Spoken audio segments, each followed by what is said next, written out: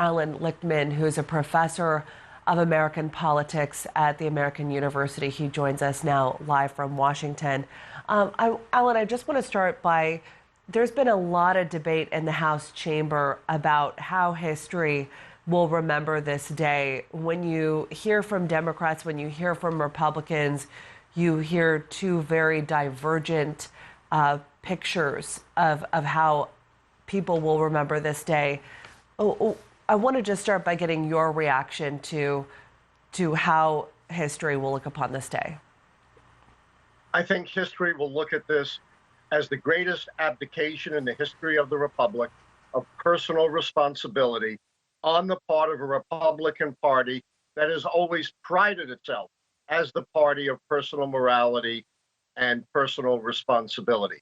The Republicans have blamed everyone but Donald Trump, claiming that the Democrats are impeaching him because they hate Donald Trump, because they tried to impeach him from the beginning, when in fact the Democratic leadership has strongly opposed impeachment and voted down every attempt to impeach the president. What they have never come to grips with is that Donald Trump brought this on himself.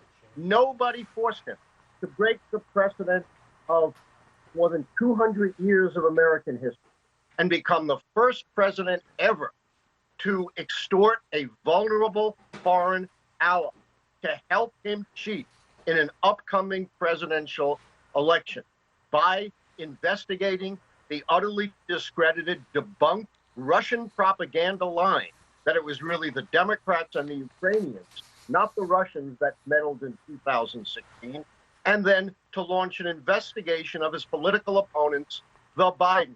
You know, in 2017, he gave the aid to Ukraine, said nothing about the Bidens. 2018, he gave the aid to Ukraine, said nothing about the Bidens. What changed in 2019 was that Joe Biden declared for the presidency and became the leading contender. So, Allan, when you look at Congress and how divisive this has been, I mean, a very partisan vote. No Republicans broke rank on this House vote today. It looks like Americans are equally as divided on this. Just under 50% of those polled believe, and this is taking an average of all these polls, believe that the president should not only be impeached, but also removed from office. What do you make of those numbers?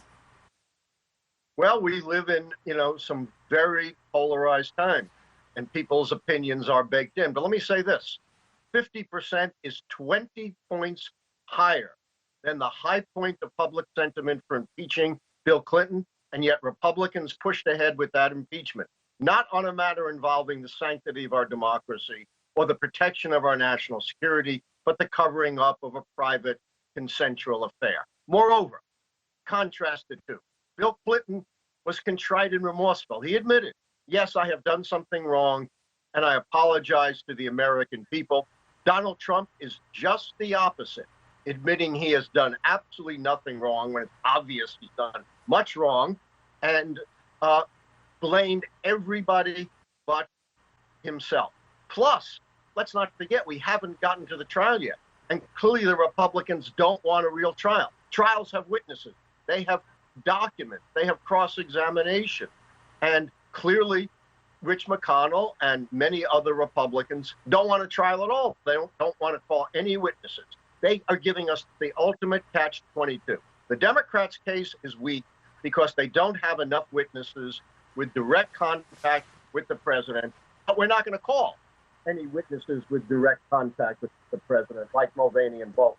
And your past guest was totally disingenuous by saying, well, the Democrats should have called Bolton and Mulvaney, when in fact, Trump has absolutely blocked every witness with contact with him and every single document, every single piece of paper, something no president in history has ever done, including Richard Nixon. Ronald Reagan, the Republican icon, when he was under investigation, says, I instruct every one of my aides and every one of my administration to testify and tell the truth and the whole truth. Look at the difference, what's happened to the Republican Party today. All right, Allan Lichtman, really appreciate you being with us. Well, as we